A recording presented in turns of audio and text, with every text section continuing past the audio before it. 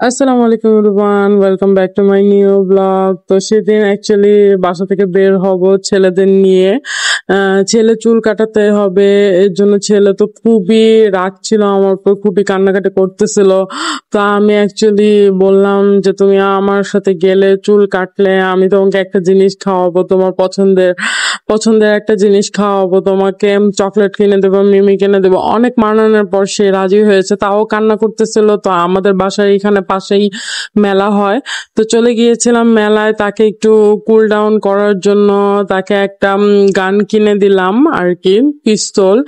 তো এরপরে হচ্ছে গিয়ে মেলা থেকে বের হয়ে বেশিক্ষণ ছিলাম না, মেলা থেকে বের হয়ে তাকে চুল কাটানোর জন্য নিয়ে গেলাম। তো এই তো তাকে চুল কাটাচ্ছি। সে তো খুবই রাগ, তার চেহারা অ্যাকচুয়ালি দেখে বোঝা যাচ্ছিল। আপনারা সবাই বুঝতে পারছেন যে সে খুবই রাগ, সে চুল একদমই কাটতে চায় না। সে এখনই ফ্যাশন বুঝে, স্টাইল বুঝে সে বড় বড় রাখতে চায়। সে এর জন্য সে আর কি কান্না করছিল, যেই প্রচন্ড গরম, এর জন্য বাচ্চারা খুবই অসুস্থ হয়ে যায়। তো এর জন্য আর কি আমি তার চুল কাটানোর জন্য নিয়ে গিয়েছিলাম। তার চুলগুলো অনেক বড় বড় হয়ে গিয়েছিল। আমার দুই ছেলেরই চুল অনেক তাড়াতাড়ি বড় হয়ে যায়।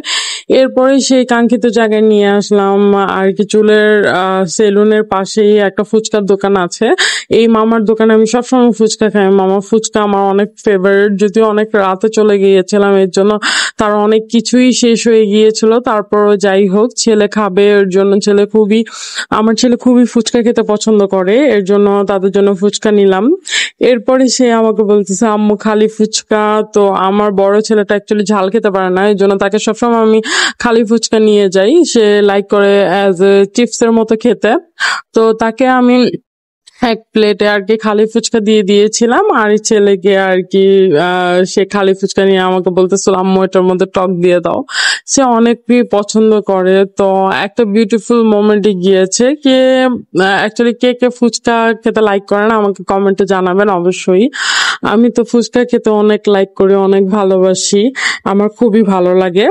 তো এই গেল হচ্ছে গিয়ে ফুচকার কাহিনী। তো অ্যাকচুয়ালি ফুচকা খাবো না ওদের খাওয়াবো চিন্তা করছিলাম। অ্যাকচুয়ালি মা হলে যা হয়, আমি কোথাও গিয়ে অ্যাকচুয়ালি ঠিক মতো খেতে পারি না। আমার বাচ্চাদের অ্যাকচুয়ালি খাওয়াতে খাওয়াতে অ্যাকচুয়ালি আমার খাওয়ার অ্যাকচুয়ালি টেস্ট তেমন একটা থাকে না। তারপরে মা বলে কথা, তাদের ইচ্ছা আকাঙ্ক্ষা সবকিছু দিকেই খেয়াল রাখতে হয়, যেহেতু তারা অনেক ছোট। আর আমি অ্যাকচুয়ালি তাদেরকে খাওয়াতেই ভালোবাসি। তারা যখন খায় আমার কাছে অ্যাজ আ মা হিসেবে অনেক ভালো লাগে। তো যাই হোক, ছেলেদের ছোটখাটো ইচ্ছা পূরণ করার চেষ্টা করি অ্যাকচুয়ালি।